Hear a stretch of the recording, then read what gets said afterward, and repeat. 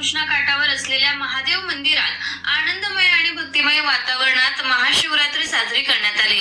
यावेळी संपूर्ण मंदिरावर विद्युत रोषणाई करण्यात आली होती। तसेच वेगवेगळ्या फुलाच्या सहाय्याने सुंदर सजावट देखील करण्यात आली होती।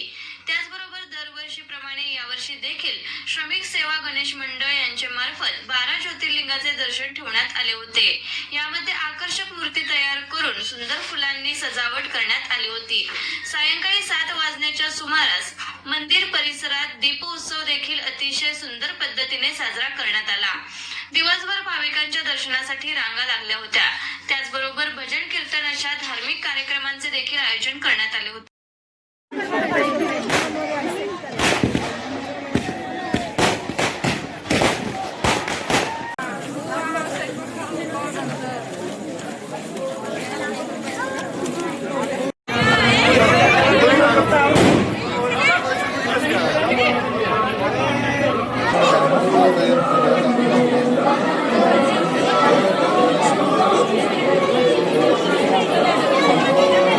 पासून या ठिकाणी श्रमिक सेवा मंडळ यांच्यातर्फे 12 ज्योतिर्लिंगाची स्थापना केलेली असते।